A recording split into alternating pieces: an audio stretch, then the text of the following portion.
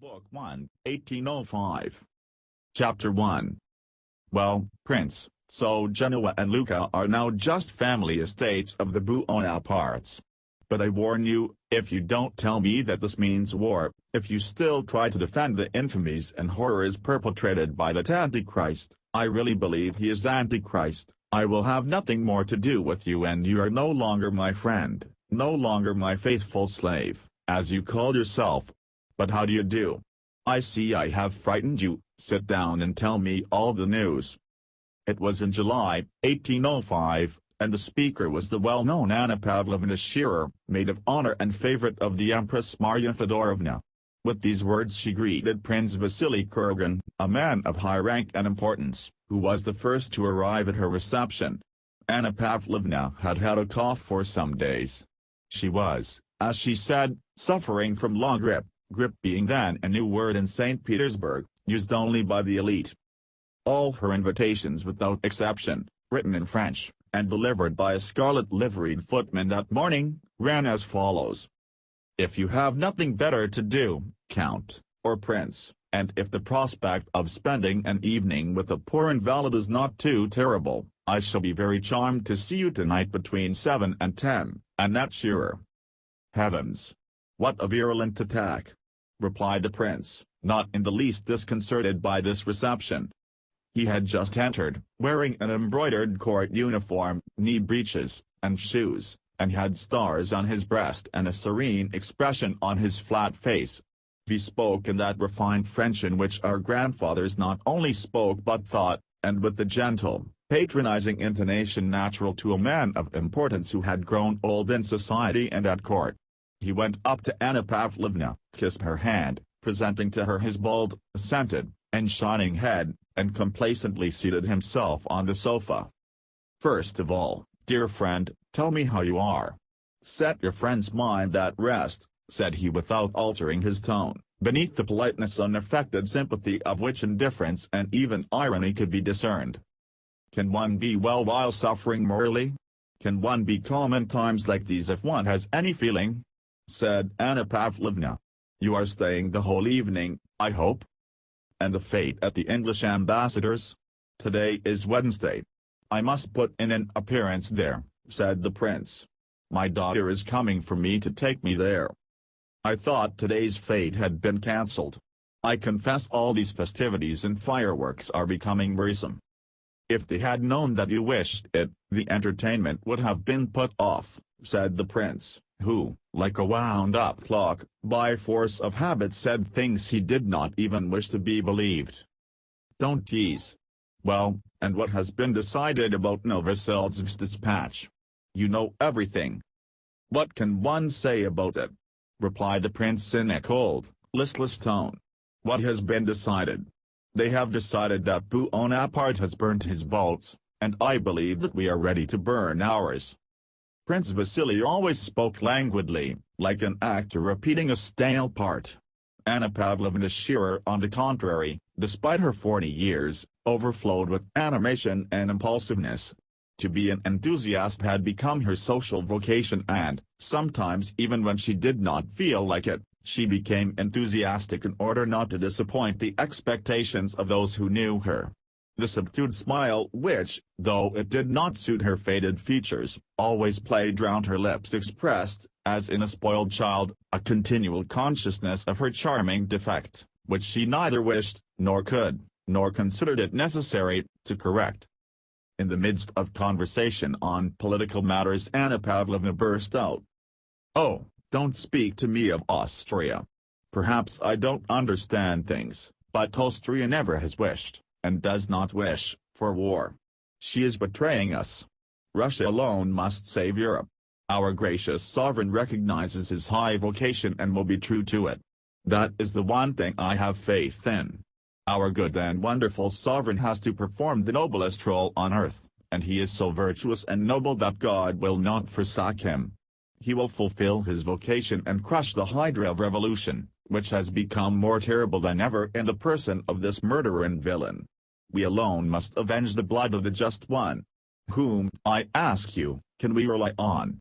England with her commercial spirit will not and cannot understand the Emperor Alexander's loftiness of soul. She has refused to evacuate Malta.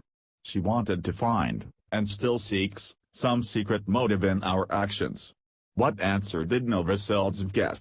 None. The English have not understood and cannot understand the self-abnegation of our emperor, who wants nothing for himself, but only desires the good of mankind. And what have they promised? Nothing. And what little they have promised they will not perform. Prussia has always declared that Bonaparte is invincible, and that all Europe is powerless before him. And I don't believe a word that Hartenberg says, or Haugwitz either. This famous Prussian neutrality is just a trap. I have faith only in God and the lofty destiny of our adored monarch. He will save Europe. She suddenly paused, smiling at her own impetuosity. I think, said the prince with a smile, that if you had been sent instead of our dear Winsingerode you would have captured the King of Prussia's consent by assault. You are so eloquent. Will you give me a cup of tea? In a moment.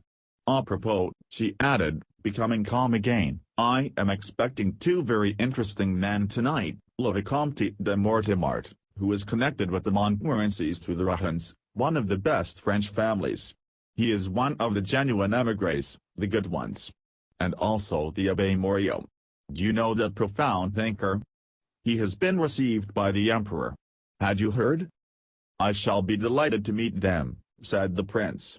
But tell me, he added with studied carelessness as if it had only just occurred to him, though the question he was about to ask was the chief motive of his visit, is it true that the Dowager Empress wants Baron Funk to be appointed first secretary at Vienna? The Baron by all accounts is a poor creature. Prince Vasily wished to obtain this post for his son, but others were trying through the Dowager Empress Maria Fedorovna to secure it for the Baron. Anna Pavlovna almost closed her eyes to indicate that neither she nor anyone else had a right to criticize what the Empress desired or was pleased with. Baron Funk has been recommended to the Dowager Empress by her sister, was all she said, in a dry and mournful tone. As she named the Empress, Anna Pavlovna's face suddenly assumed an expression of profound and sincere devotion and respect mingled with sadness, and this occurred every time she mentioned her illustrious patroness. She added that Her Majesty had deigned to show Baron Funk beaucoup d'estime, and again her face clouded over with sadness. The prince was silent and looked indifferent. But, with the womanly and courtier-like quickness and tact habitual to her, Anna Pavlovna wished both to rebuke him, for daring to speak as he had done of a man recommended to the Empress, and at the same time to console him, so she said. Now about your family. Do you know that since your daughter came out everyone has been enraptured by her? They say she is amazingly beautiful. The prince bowed to signify his respect and gratitude. I often think, she continued after a short pause, drawing nearer to the prince and smiling amiably at him as if to show that political and social topics were ended and the time had come for intimate conversation, I often think how unfairly sometimes the joys of life are distributed. Why has fate given you two such splendid children? I don't speak of Anatole, your youngest. I don't like him, she added in a tone admitting of no rejoinder and raising her eyebrows. Two such charming children. And really you appreciate them less than anyone, and so you don't deserve to have them. And she smiled her ecstatic smile. I can't help it, said the prince. Lavater would have said I lacked the bump of paternity. Don't joke, I mean to have a serious talk with you. Do you know why I am dissatisfied with your younger son? Between ourselves, and her face assumed its melancholy expression, he was mentioned at Her Majesty's and you were pitied. The prince answered nothing, but she looked at him significantly, awaiting a reply. He frowned. What would you have me do? He said at last. You know I did all a father could for their education, and they have both turned out fools. Hippolyte is at least a quiet fool, but Anatole is an active one. That is the only difference between them. He said this smiling in a way more natural and animated than usual, so that the wrinkles round his mouth very clearly revealed something unexpectedly coarse and unpleasant. And why are children born to such men as you? "If you were not a father there would be nothing I could reproach you with," said Anna Pavlovna, looking up pensively. "I am your faithful slave and to you alone I can confess that my children are the bane of my life. It is the cross I have to bear. That is how I explain it to myself. It can't be helped." He said no more, but expressed his resignation to cruel fate by a gesture. Anna Pavlovna meditated. "Have you never thought of marrying your prodigal son Anatole?" she asked. "They say old maids have a mania for matchmaking, and though I don't feel that weakness in myself as yet, I know a little person who is very unhappy with her father. She is a relation of yours, Princess Mary Bolkonskaya."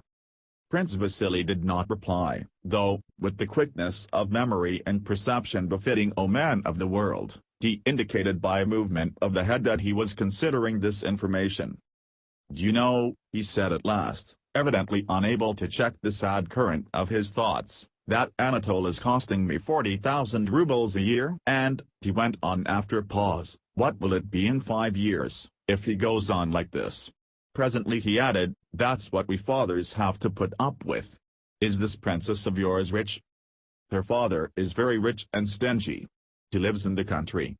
He is the well-known Prince Bolkonsky who had to retire from the army under the late emperor, and was nicknamed the King of Prussia. He is very clever but eccentric, and a bore. The poor girl is very unhappy. She has a brother, I think you know him, he married Lizminin lately. He is an aide-de-camp of Kutuzov's and will be here tonight." "Listen, dear Annette," said the prince, suddenly taking Anna Pavlovna's hand and for some reason drawing it downwards. "Arrange that affair for me and I shall always be your most devoted slave with an F, as a village elder of mine writes in his reports. She is rich and of good family and that's all I want." And with the familiarity and easy grace peculiar to him, he raised the maid of honor's hand to his lips, kissed it, and swung it to and fro as he lay back in his armchair, looking in another direction. "Attendas," said Anna Pavlovna, reflecting, "I'll speak to Liz, young Bolkonsky's wife, this very evening, and perhaps the thing can be arranged. It shall be on your family's behalf that I'll start my apprenticeship as old maid." Chapter 2. Anna Pavlovna's drawing-room was gradually filling. The highest Petersburg society was assembled there, people differing widely in age and character but alike in the social circle to which they belonged. Prince Vasily's daughter, the beautiful Helene, came to take her father to the ambassador's entertainment. She wore a ball dress and her badge as maid of honor. The youthful little Princess Bolkonskaya, known as La Femme la plus séduisante de Petersburg, was also there. She had been married during the previous winter, and being pregnant did not go to any large gatherings, but only to small receptions. Prince Vasily's son, Hippolyte, had come with Mortemart, whom he introduced. The Abbé Morio and many others had also come. The most fascinating woman in Petersburg. To each new arrival Anna Pavlovna said, "You have not yet seen my aunt, or you do not know my aunt," and very gravely conducted him or her to a little old lady, wearing large bows of ribbon in her cap, who had come sailing in from another room as soon as the guests began to arrive, and slowly turning her eyes from the visitor to her aunt, Anna Pavlovna mentioned each one's name and then left them. Each visitor performed the ceremony of greeting this old aunt whom not one of them knew, not one of them wanted to know, and not one of them cared about. Anna Pavlovna observed these greetings with mournful and solemn interest and silent approval. The aunt spoke to each of them in the same words, about their health and her own, and the health of Her Majesty, who, thank God, was better today. And each visitor, though politeness prevented his showing impatience, left the old woman with a sense of relief at having performed a vexatious duty and did not return to her the whole evening. The young Princess Bolkonskaya had brought some work in a gold-embroidered velvet bag. Her pretty little upper lip, on which a delicate dark down was just perceptible, was too short for her teeth, but it lifted all the more sweetly, and was especially charming when she occasionally drew it down to meet the lower lip. As is always the case with a thoroughly attractive woman, her defect, the shortness of her upper lip and her half-open mouth, seemed to be her own special and peculiar form of beauty. Everyone brightened at the sight of this pretty young woman, so soon to become a mother, so full of life and health, and carrying her burden so lightly. Old men and dull dispirited young ones who looked at her, after being in her company and talking to her a little while, felt as if they too were becoming, like her, full of life and health. All who talked to her, and at each word saw her bright smile and the constant gleam of her white teeth, thought that they were in a specially amiable mood that day. The little princess went round the table with quick, short, swaying steps, her work bag on her arm, and gaily spreading out her dress sat down on a sofa near the silver samovar, as if all she was doing was a pleasure to herself and to all around her. "I have brought my work," said she in French, displaying her bag and addressing all present. "Mind, Annette, I hope you have not played a wicked trick on me," she added, turning to her hostess. "You wrote that it was to be quite a small reception, and just see how badly I am dressed." And she spread out her arms to show her show-waisted, lace-trimmed, dainty grey dress, girdled with the broad ribbon just below the breast. "So as tranquil lies, you will always be prettier than anyone else," replied Anna Pavlovna. "You know," said the princess in the same tone of voice and still in French, turning to a general, "my husband is deserting me? He is going to get himself killed. Tell me what this wretched war is for," she added, addressing Prince Vasily, and without waiting for an answer she turned to speak to his daughter, the beautiful Helene. "What a delightful woman this little princess is," said Prince Vasily to Anna Pavlovna. One of the next arrivals was a stout, heavily built young man with close-cropped hair, spectacles, the light-colored breeches fashionable at that time, a very high ruffle, and a brown dress coat. This stout young man was an illegitimate son of Count Bezukov, a well-known grandee of Catherine's time who now lay dying in Moscow. The young man had not yet entered either the military or civil service, as he had only just returned from abroad where he had been educated, and this was his first appearance in society. Anna Pavlovna greeted him with the nod she accorded to the lowest hierarchy in her drawing-room. But in spite of this lowest-grade greeting, a look of anxiety and fear, as at the sight of something too large and unsuited to the place, came over her face when she saw Pierre enter. Though he was certainly rather bigger than the other men in the room, her anxiety could only have reference to the clever though shy, but observant and natural, expression which distinguished him from everyone else in that drawing-room. "It is very good of you, Monsieur Pierre, to come and visit a poor invalid," said Anna Pavlovna, exchanging an alarmed glance with her aunt as she conducted him to her. Pierre murmured something unintelligible, and continued to look round as if in search of something. On his way to the aunt he bowed to the little princess with a pleased smile, as to an intimate acquaintance. Anna Pavlovna's alarm was justified, for Pierre turned away from the aunt without waiting to hear her speech about Her Majesty's health. Anna Pavlovna in dismay detained him with the words, "Do you know the Abbé Morio? He is a most interesting man." "Yes, I have heard of his scheme for perpetual peace, and it is very interesting but hardly feasible." "You think so?" rejoined Anna Pavlovna in order to say something and get away to attend to her duties as hostess. But Pierre now committed a reverse act of impoliteness. First he had left the lady before she had finished speaking to him, and now he continued to speak to another who wished to get away. With his head bent, and his big feet spread apart, he began explaining his reasons for thinking the abbé's plan chimerical. "We will talk of it later," said Anna Pavlovna with a smile. And having got rid of this young man who did not know how to behave, she resumed her duties as hostess and continued to listen and watch, ready to help at any point where the conversation might happen to flag. As the foreman of a spinning mill, when he has set the hands to work, goes round and notices here a spindle that has stopped or there one that creaks or makes more noise than it should, and hastens to check the machine or set it in proper motion, so Anna Pavlovna moved about her drawing-room, approaching now a silent, now a too noisy group, and by a word or slight rearrangement kept the conversational machine in steady, proper, and regular motion. But amid these cares her anxiety about Pierre was evident. She kept an anxious watch on him when he approached the group round Mortimer to listen to what was being said there, and again when he passed to another group whose center was the abbé. Pierre had been educated abroad, and this reception at Anna Pavlovna's was the first he had attended in Russia. He knew that all the intellectual lights of Petersburg were gathered there and, like a child in a toy shop, did not know which way to look, afraid of missing any clever conversation that was to be heard. Seeing the self-confident and refined expression on the faces of those present, he was always expecting to hear something very profound. At last he came up to Morio. Here the conversation seemed interesting and he stood waiting for an opportunity to express his own views, as young people are fond of doing. Chapter 3.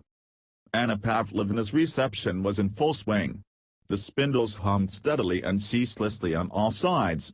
With the exception of the aunt, beside whom sat only one elderly lady, who with her thin careworn face was rather out of place in this brilliant society, the whole company had settled into three groups. One, chiefly masculine, had formed round the abbé. Another, of young people, was grouped round the beautiful Princess Helene, Prince Vasily's daughter, and the little Princess Bolkonskaya, very pretty and rosy, though rather too plump for her age. The third group was gathered round Mortemart and Anna Pavlovna. The Vicomte was a nice-looking young man with soft features and polished manners, who evidently considered himself a celebrity but out of politeness modestly placed himself at the disposal of the circle in which he found himself. Anna Pavlovna was obviously serving him up as a treat to her guests. As a clever maître d'hôtel serves up as a specially choice delicacy a piece of meat that no one who had seen it in the kitchen would have cared to eat, so Anna Pavlovna served up to her guests, first the Vicomte and then the abbé, as peculiarly choice morsels. The group about Mortemart immediately began discussing the murder of the D'Artagnan. The Vicomte said that the D'Artagnan had perished by his own magnanimity, and that there were particular reasons for Bonaparte's hatred of him. "Ah, yes. Do tell us all about it, Vicomte," said Anna Pavlovna, with a pleasant feeling that there was something à la Louis XV in the sound of that sentence. "Comtesse Nucella, Vicomte."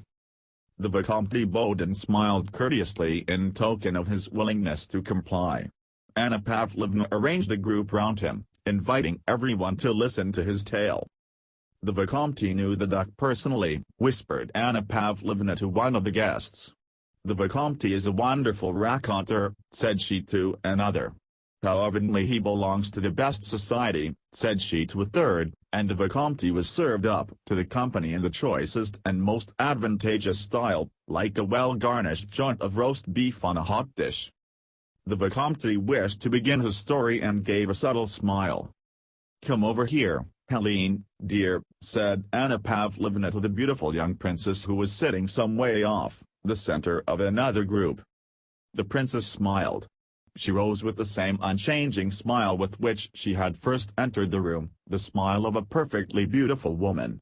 With the slight rustle of her white dress trimmed with moss and ivy, with a gleam of white shoulders, glossy hair, and sparkling diamonds, she passed between the men who made way for her, not looking at any of them but smiling on all, as if graciously allowing each the privilege of admiring her beautiful figure and shapely shoulders, back, and bosom, which in the fashion of those days were very much exposed, and she seemed to bring the glamour of a ballroom with her as she moved toward Anna Pavlovna.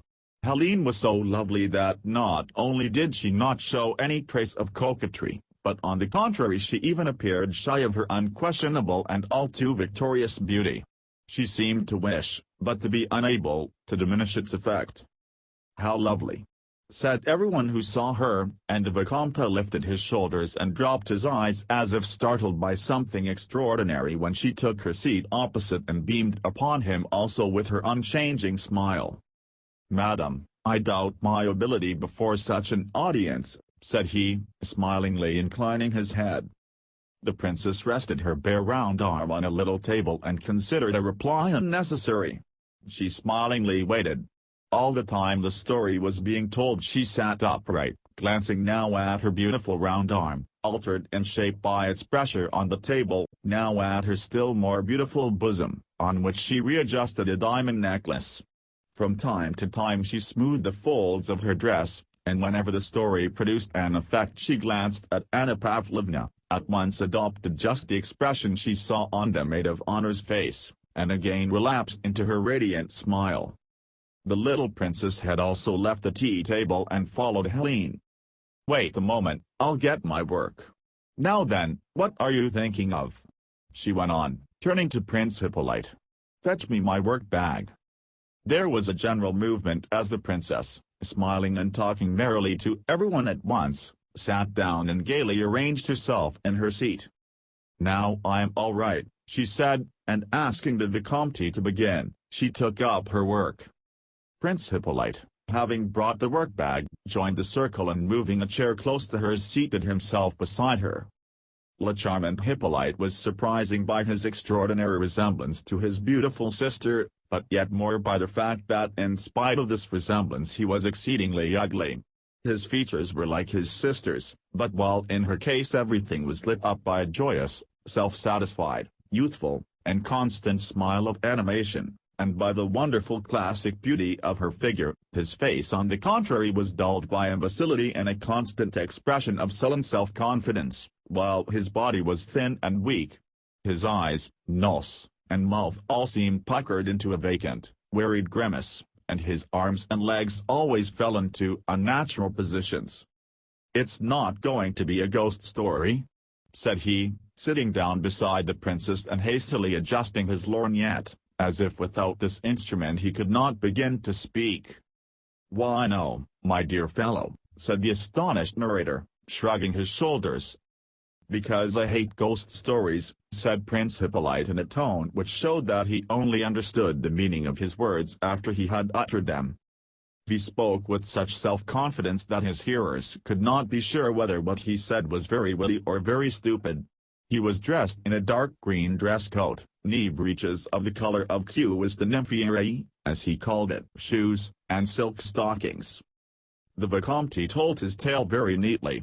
It was an anecdote, then current, to the effect that the Duc de Neyen had gone secretly to Paris to visit Mademoiselle George, that at her house he came upon Bonaparte, who also enjoyed the famous actress' favors, and that in his presence Napoleon happened to fall into one of the fainting fits to which he was subject, and was thus at the Duc's mercy.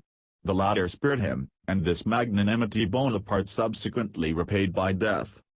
The story was very pretty and interesting, especially at the point where the rivals suddenly recognized one another, and the ladies looked agitated. "Charming," said Anna Pavlovna with an inquiring glance at the little princess. "Charming," whispered the little princess, sticking the needle into her work as if to testify that the interest and fascination of the story prevented her from going on with it. The Vicomte appreciated this silent praise and smiling gratefully prepared to continue, but just then Anna Pavlovna, who had kept a watchful eye on the young man who so alarmed her, noticed that he was talking too loudly and vehemently with the abbé, so she hurried to the rescue. Pierre had managed to start a conversation with the abbé about the balance of power, and the latter, evidently interested by the young man's simple-minded eagerness, was explaining his pet theory. Both were talking and listening too eagerly and too naturally, which was why Anna Pavlovna disapproved. "The means are, the balance of power in Europe and the rights of the people," the abbé was saying. "It is only necessary for one powerful nation like Russia, barbaric as she is said to be, to place herself disinterestedly at the head of an alliance having for its object the maintenance of the balance of power of Europe, and it would save the world."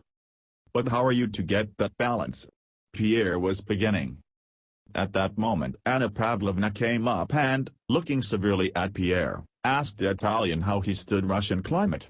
The Italian's face instantly changed and assumed an offensively affected, sugary expression, evidently habitual to him when conversing with women. "I am so enchanted by the brilliancy of the wit and culture of the society, more especially of the feminine society, in which I have had the honor of being received, that I have not yet had time to think of the climate," said he. Not letting the abbé and Pierre escape, Anna Pavlovna, the more conveniently to keep them under observation, brought them into the larger circle. Chapter 4. Just then another visitor entered the drawing-room, Prince Andrew Bolkonsky, the little prince's husband. He was a very handsome young man, of medium height, with firm, clear-cut features. Everything about him, from his weary, bored expression to his quiet, measured step, offered a most striking contrast to his quiet, little wife. It was evident that he not only knew everyone in the drawing room, but had found them to be so tiresome that it wearied him to look at or listen to them. And among all these faces that he found so tedious, none seemed to bore him so much as that of his pretty wife. He turned away from her with a grimace that distorted his handsome face, kissed Anna Pavlovna's hand, and screwing up his eyes scanned the whole company. "You are off to the war, Prince?" said Anna Pavlovna. "General Kutuzov," said Bolkonsky, speaking French and stressing the last syllable of the general's name like a Frenchman, "he has been pleased to take me as an aide-de-camp." "And lies, your wife? She will go to the country. Are you not ashamed to deprive us of your charming wife?" "Andrei," said his wife, addressing her husband in the same coquettish manner in which she spoke to other men, "the Vicomte has been telling us such a tale about Mademoiselle Georgian Bonaparte." Prince Andrew screwed up his eyes and turned away. Pierre, who from the moment Prince Andrew entered the room had watched him with glad, affectionate eyes, now came up and took his arm. Before he looked round, Prince Andrew frowned again, expressing his annoyance with whoever was touching his arm, but when he saw Pierre's beaming face he gave him an unexpectedly kind and pleasant smile. "There now. So you, too, are in the great world?" said he to Pierre. "I knew you would be here," replied Pierre. "I will come to supper with you. May I?"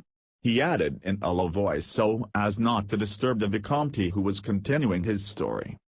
"No, impossible," said Prince Andrew, laughing and pressing Pierre's hand to show that there was no need to ask the question. He wished to say something more, but at that moment Prince Vasily and his daughter got up to go and the two young men rose to let them pass. "You must excuse me, dear Vicomte," said Prince Vasily to the Frenchman, holding him down by the sleeve in a friendly way to prevent his rising. "This unfortunate fate at the ambassador's deprives me of a pleasure, and obliges me to interrupt you. I am very sorry to leave your enchanting party," said he, turning to Anna Pavlovna. His daughter, Princess Helene, passed between the chairs, lightly holding up the folds of her dress, and the smile shone still more radiantly on her beautiful face. Pierre gazed at her with rapturous, almost frightened, eyes as she passed him. "Very lovely," said Prince Andrew. "Very," said Pierre.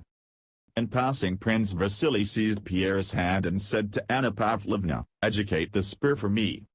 He has been staying with me a whole month and this is the first time I have seen him in society. Nothing is so necessary for a young man as the society of clever women." Anna Pavlovna smiled and promised to take Pierre in hand. She knew his father to be a connection of Prince Vasily's. The elderly lady who had been sitting with the old aunt rose hurriedly and overtook Prince Vasily in the anteroom.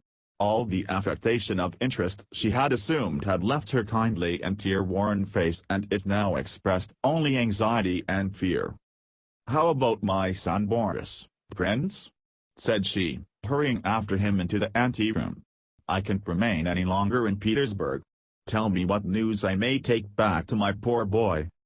Although Prince Vasily listened reluctantly and not very politely to the elderly lady, even betraying some impatience, she gave him an ingratiating and appealing smile, and took his hand that he might not go away.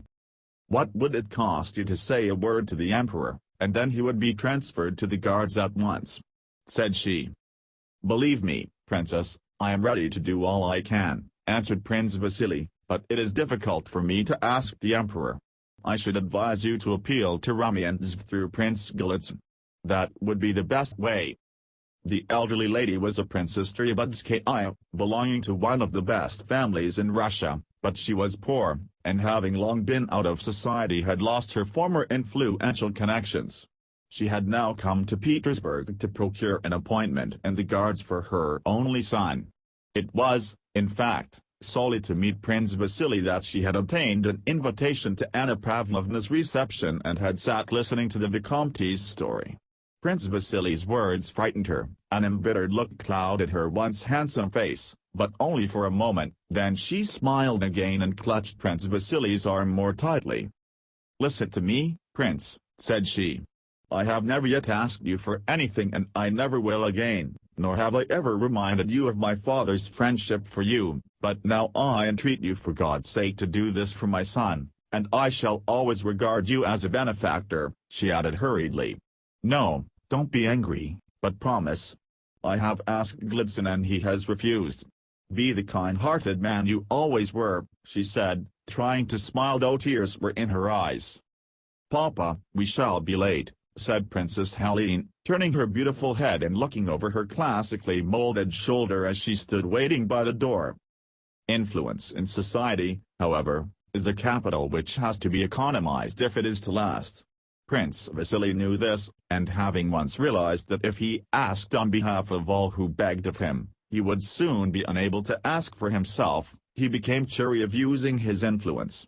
But in Princess Trubetskaya's case he felt, after her second appeal, something like qualms of conscience. She had reminded him of what was quite true: he had been indebted to her father for the first steps in his career. Moreover, he could see by her manners that she was one of those women, mostly mothers, who, having once made up their minds, will not rest until they have gained their end, and are prepared if necessary to go on insisting day after day and hour after hour, and even to make scenes. This last consideration moved him. "My dear Anna Mikhailovna," said he with his usual familiarity and weariness of tone, "it is almost impossible for me to do what you ask, but to prove my devotion to you and how I respect your father's memory, I will do the impossible. Your son shall be transferred to the Guards. Here is my hand on it. Are you satisfied? My dear benefactor, this is what I expected from you. I knew your kindness." He turned to go. "Wait, just a word. When he has been transferred to the Guards," she faltered. "You are on good terms with Michael Ilyanovich Kutuzov. Recommend Boris to him as adjutant. Then I shall be at rest, and then—" Prince Vasily smiled. "No, I won't promise that. You don't know how Kutuzov is pestered since his appointment as commander-in-chief. He told me himself that all the Moscow ladies have conspired to give him all their sons as adjutants. No, but do promise. I won't let you go, my dear benefactor." "Papa," said his beautiful daughter in the same tone as before, "we shall be late." "Well, au revoir. Goodbye. You hear her? Then tomorrow you will speak to the Emperor?" "Certainly, but about Kutuzov, I don't promise." Do promise, Vasily," cried Anna Mikhailovna as he went, with the smile of a coquettish girl, which at one time probably came naturally to her, but was now very ill-suited to her careworn face. Apparently she had forgotten her age and by force of habit employed all the old feminine arts. But as soon as the prince had gone her face resumed its former cold, artificial expression. She returned to the group where the Vicomte was still talking, and again pretended to listen, while waiting till it would be time to leave. Her task was accomplished. Chapter 5. "And what do you think of this latest comedy, The Coronation at Milan?" asked Anna Pavlovna, "and of the comedy of the people of Genoa and Lucca laying their petitions before Monsieur Buonaparte, and Monsieur Buonaparte sitting on a throne and granting the petitions of the nations. Adorable. It is enough to make one's head whirl. It is as if the whole world had gone crazy." Prince Andrew looked Anna Pavlovna straight in the face with a sarcastic smile. "You me laud done, Garaki law to say. They say he was very fine when he said that," he remarked, repeating the words in Italian, "Dio mil handato. Guaiaci lataci. God has given it to me, let him who touches it beware." "I hope this will prove the last drop that will make the glass run over," Anna Pavlovna continued. "The sovereigns will not be able to endure this man who is a menace to everything." "The sovereigns? I do not speak of Russia," said the Vicomte, polite but hopeless. "The sovereigns, madam. What have they done for Louis XVII, for the Queen, or for Madame Elizabeth? Nothing." And he became more animated. "And believe me, they are reaping the reward of their betrayal of the Bourbon cause. The sovereigns. Why, they are sending ambassadors to compliment the usurper." And sighing disdainfully, he again changed his position. Prince Hippolyte, who had been gazing at the Vicomte for some time through his lorgnette, suddenly turned completely round toward the little princess, and having asked for a needle began tracing the conned coat of arms on the table. He explained this to her with as much gravity as if she had asked him to do it. "Bataille de gueules, in Guerrel de gueules désert, mais en conde," said he. The princess listened, smiling. "If Bonaparte remains on the throne of France a year longer," the Vicomte continued, with the air of a man who, in a matter with which he is better acquainted than anyone else, does not listen to others but follows the current of his own thoughts, "things will have gone too far.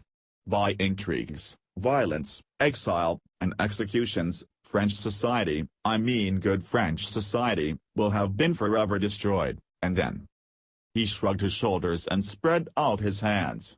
Pierre wished to make a remark, for the conversation interested him, but Anna Pavlovna, who had him under observation, interrupted. "The Emperor Alexander," said she, with the melancholy which always accompanied any reference of hers to the imperial family, "has declared that he will leave it to the French people themselves to choose their own form of government, and I believe that once free from the usurper, the whole nation will certainly throw itself into the arms of its rightful king," she concluded, trying to be amiable to the royalist emigrant. "That is doubtful," said Prince Andrew. "Monsieur le Vicomte quite rightly supposes that matters have already gone too far. I think it will be difficult to return to the old regime." "From what I have heard," said Pierre, blushing and breaking into the conversation, "almost all the aristocracy has already gone over to Bonaparte's side." "It is the Bonapartists who say that," replied the Vicomte without looking at Pierre. "At the present time it is difficult to know the real state of French public opinion." "Bonaparte has said so," remarked Prince Andrew with a sarcastic smile. It was evident that he did not like the Vicomte and was aiming his remarks at him, though without looking at him. "I showed them the path to glory, but they did not follow it," Prince Andrew continued after a short silence, again quoting Napoleon's words. "I opened my antechambers and they crowded in." I do not know how far he was justified in saying so. "Not in the least," replied the Vicomte. "After the murder of the duke even the most partial ceased to regard him as a hero.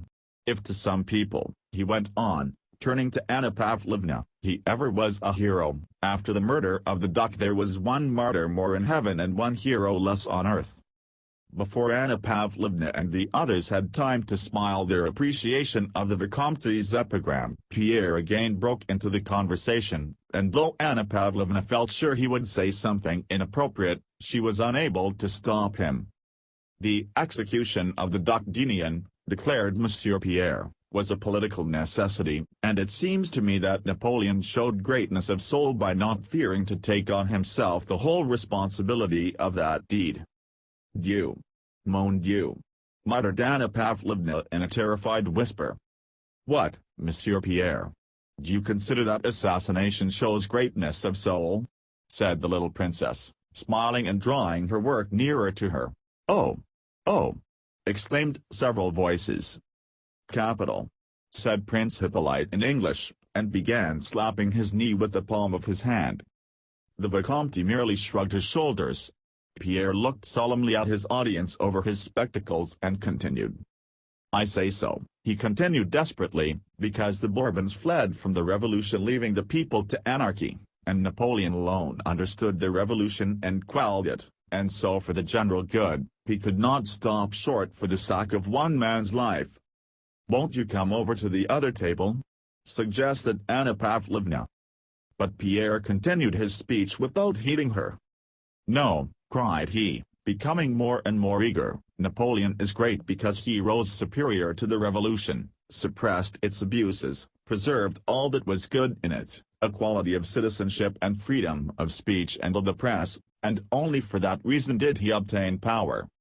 Yes, if having obtained power, without availing himself of it to commit murder he had restored it to the rightful king, I should have called him a great man," remarked the Vicomte. "He could not do that." The people only gave them power that he might rid them of the Bourbons and because they saw that he was a great man. The revolution was a grand thing," continued Monsieur Pierre, betraying by this desperate and provocative proposition his extreme youth and his wish to express all that was in his mind. "What? Revolution and regicide a grand thing? Well, after that. But won't you come to this other table?" repeated Anna Pavlovna. "Rousseau's Contrat Social," said the Vicomte with a tolerant smile. "I am not speaking of regicide, I am speaking about ideas." "Yes, ideas of robbery, murder, and regicide," again interjected an ironical voice. "Those were extremes, no doubt, but they are not what is most important. What is important are the rights of man, emancipation from prejudices, and equality of citizenship, and all these ideas Napoleon has retained in full force." "Liberty and equality," said the Vicomte contemptuously, as if at last deciding seriously to prove to this youth how foolish his words were, high-sounding words which have long been discredited. "Who does not love liberty and equality? Even our Savior preached liberty and equality. Who have people since the Revolution become happier? On the contrary. We wanted liberty, but Bonaparte has destroyed it." Prince Andrew kept looking with an amused smile from Pierre to the Vicomte and from the Vicomte to their hostess. In the first moment of Pierre's outburst Anna Pavlovna, despite her social experience, was horror-struck. But when she saw that Pierre's sacrilegious words had not exasperated the Vicomte, and had convinced herself that it was impossible to stop him, she rallied her forces and joined the Vicomte in a vigorous attack on the orator. "But, my dear Monsieur Pierre," said she, "how do you explain the fact of a great man executing a duck, or even an ordinary man who is innocent and untried?" "I should like," said the Vicomte, "to ask how Monsieur explains the 18th Brumaire. Was not that an imposture? It was a swindle, and not at all like the conduct of a great man." "And the prisoners he killed in Africa? That was horrible," said the little princess, shrugging her shoulders. "He's a low fellow, say what you will," remarked Prince Hippolyte. Pierre, not knowing whom to answer, looked at them all and smiled. His smile was unlike the half-smile of other people. When he smiled, his grave, even rather gloomy, look was instantaneously replaced by another, a childlike, kindly, even rather silly look, which seemed to ask forgiveness. The Vicomte who was meeting him for the first time saw clearly that this young Jacobin was not so terrible as his words suggested. All were silent. "How do you expect him to answer you all at once?" said Prince Andrew. "Besides, in the actions of a statesman one has to distinguish between his acts as a private person, as a general, and as an emperor. So it seems to me." "Yes, yes, of course," Pierre chimed in, pleased at the arrival of this reinforcement. "One must admit," continued Prince Andrew, "that Napoleon as a man was great on the bridge of Arcola, and in the hospital at Jaffa where he gave his hand to the plague-stricken, but there are other acts which it is difficult to justify." Prince Andrew, who had evidently wished to tone down the awkwardness of Pierre's remarks, rose and made a sign to his wife that it was time to go. Suddenly Prince Hippolyte started up making signs to everyone to attend, and asking them all to be seated began. "I was told a charming Moscow story today and must treat you to it. Excuse me, Vicomte, I must tell it in Russian or the point will be lost." And Prince Hippolyte began to tell his story in such Russian as a Frenchman would speak after spending about a year in Russia. Everyone waited, so emphatically and eagerly did he demand their attention to his story. "There is in Moscow a lady, a dame, and she is very stingy. She must have 2 footmen behind her carriage, and very big ones. That was her taste. And she had a lady's maid, also big. She said." Here Prince Hippolyte paused, evidently collecting his ideas with difficulty. "She said. Oh yes. She said, 'Girl,' to the maid, 'put on a livery, get up behind the carriage, and come with me while I make some calls.'" Here Prince Hippolyte spluttered and burst out laughing long before his audience, which produced an effect unfavorable to the narrator. Several persons, among them the elderly lady and Anna Pavlovna, did however smile. She went. Suddenly there was a great wind. The girl lost her hat and her long hair came down. Here he could contain himself no longer and went on, between gasps of laughter, and the whole world knew. And so the anecdote ended. Though it was unintelligible why he had told it, or why it had to be told in Russian, still Anna Pavlovna and the others appreciated Prince Hippolyte's social tact and so agreeably ending Pierre's unpleasant and unamiable outburst. After the anecdote the conversation broke up into insignificant small talk about the last and next balls, about theatricals, and who would meet whom, and when and where.